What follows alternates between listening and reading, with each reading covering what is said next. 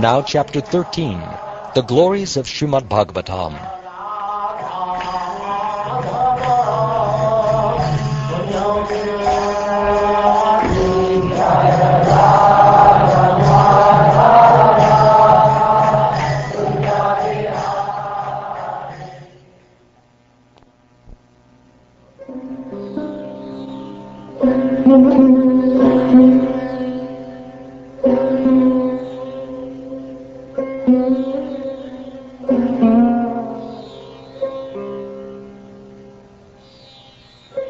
Sutta Goswami said, "Unto that personality whom Brahma, Varuna, Indra, Rudra, and the Maruts praise by chanting transcendental hymns and reciting the Vedas with all their corollaries, Padakramas, and Upanishads, to whom the chanters of the Samveda always sing, whom the perfected yogis see within their minds after fixing themselves in trance and absorbing themselves within him, and whose limit can never be found by any demigod or demon, unto that Supreme Personality of Godhead I offer my humble obeisances." When the Supreme Personality of Godhead appeared as Lord Kurma, a tortoise, his back was scratched by the sharp-edged stones lying on massive whirling Mount Mandara, and this scratching made the Lord sleepy. May you all be protected by the winds caused by the Lord's breathing in this sleepy condition. Ever since that time, even up to the present day, the ocean tides have imitated the Lord's inhalation and exhalation by piously coming in and going out. Now please hear a summation of the verse length of each of the Puranas. Then hear of the prime subject and purpose of this Bhagavat Purana, the proper method of giving it as a gift, the glories of such gift-giving, and finally the glories of hearing and chanting this literature. The Brahma Purana consists of 10,000 verses, the Padma Purana of 55,000, Sri Vishnu Purana of 23,000, the Shiva Purana of 24,000, and Srimad Bhagavatam of 18,000. The Narad Purana has 25,000 verses, the Markandeya Purana 9,000, the Agni Purana 15,400, the Bhavishya Purana 14,500, the Brahma Vaivarta Purana 18,000, and the Linga Purana 11,000. The Varaha Purana contains 24,000 verses, the Skanda Purana 81,100, the Vamana Purana 10,000, the Kurma Purana 17,000, the Matsya Purana 14,000, the Garuda Purana 19,000, and the Brahmanda Purana 12,000. Thus the total number of verses in all the Puranas is 400,000. 18,000 of these, once again, belong to the beautiful Bhagavatam. It was to Lord Brahma that the Supreme Personality of Godhead first revealed the Srimad Bhagavatam in full. At the time, Brahma, frightened by material existence, was sitting on the lotus flower that had grown from the Lord's navel.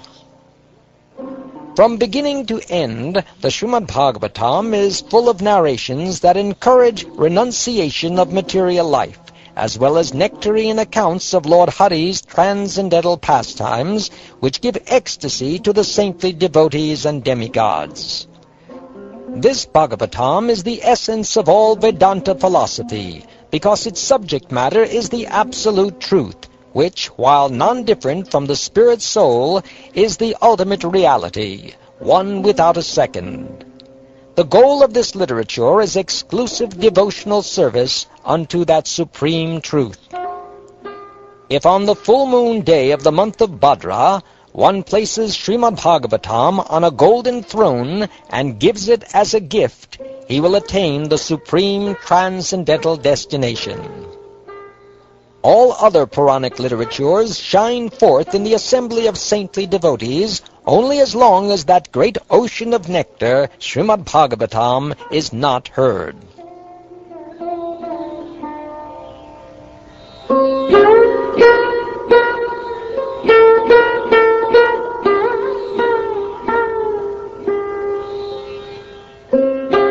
Srimad Bhagavatam is declared to be the essence of all Vedanta philosophy. One who has felt satisfaction from its nectarian mellow will never be attracted to any other literature. Just as the Ganga is the greatest of all rivers, Lord Achyuta, the supreme among deities, and Lord Shambhu or Shiva, the greatest of Vaishnavas, so Srimad Bhagavatam is the greatest of all Puranas. O Brahmins, in the same way that the city of Kashi is unexcelled among holy places, the Srimad Bhagavatam is supreme among all the Puranas. Srimad Bhagavatam is the spotless Purana. It is most dear to the Vaishnavas because it describes the pure and supreme knowledge of the Paramahamsas. This Bhagavatam reveals the means for becoming free from all material work, together with the processes of transcendental knowledge, renunciation, and devotion. Anyone who seriously tries to understand Srimad Bhagavatam, who properly hears and chants it with devotion, becomes completely liberated. I meditate upon that pure and spotless Supreme Absolute Truth, who is free from suffering and death, and who in the beginning personally revealed this incomparable torchlight of knowledge to Brahma. Brahma then spoke it to the sage Narad, who narrated it to Krishna Dvaipayana Vyas. Srila Vyas revealed this Bhagavatam to the greatest of sages, Shukdev Goswami, and Shukdev mercifully spoke it to Maharaj Pariksit. We offer our obeisances to the Supreme Personality of Godhead, Lord Vasudeva, the all-pervading witness, who mercifully explained this science to Brahma when he anxiously desired salvation. I offer my humble obeisances to Sri Shukdev Goswami, the best of mystic sages and a personal manifestation of the absolute truth. He saved Maharaj Pariksit, who was bitten by the snake of material existence. O Lord of Lords, O Master, please grant us pure devotional service at your lotus feet, life after life. I offer my respectful obeisances unto the Supreme Lord Hari, the congregational chanting of whose holy names destroys all sinful reactions, and the offering of obeisances unto whom relieves all material suffering.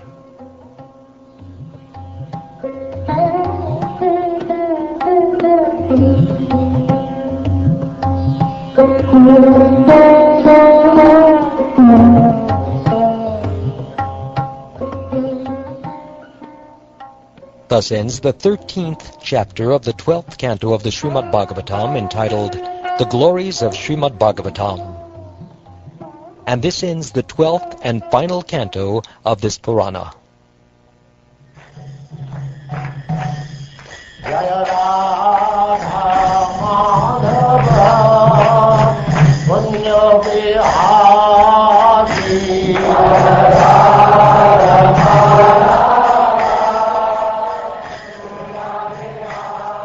This has been a Krishna Productions presentation. The Srimad Bhagavatam, also known as the Bhagavat Purana, was translated from the Sanskrit by His Divine Grace A.C. Bhaktivedanta Swami Prabhupada, founder-director of the International Society for Krishna Consciousness and the Bhaktivedanta Book Trust. Most of the 10th canto and the entire 11th and 12th cantos were translated by disciples of Srila Prabhupada after his physical departure from this world, namely by His Holiness Hridayananda Das Goswami and His Grace Gopi Puranadhan Das. The book was published by the Bhaktivedanta Book Trust, or BBT, in Los Angeles, California, and this project was licensed by BBT International, who reserves all rights to it. The recording and engineering of voice, music, and special effects were under the direction of Neil Schlachter. The narration, including all voice characterizations, were performed by Amala Bhaktadas, who also directed this production.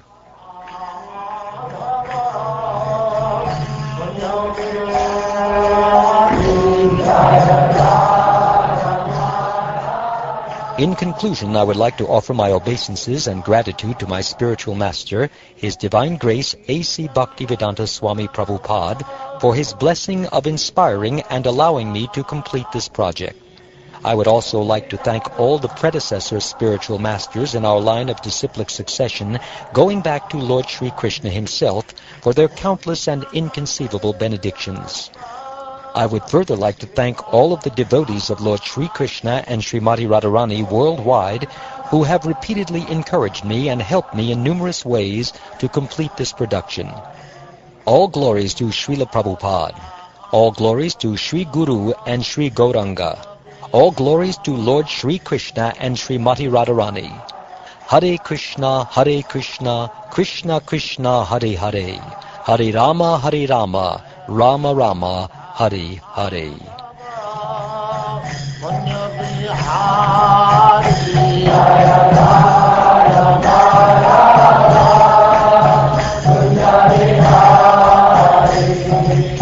Gopi Jana Vallabha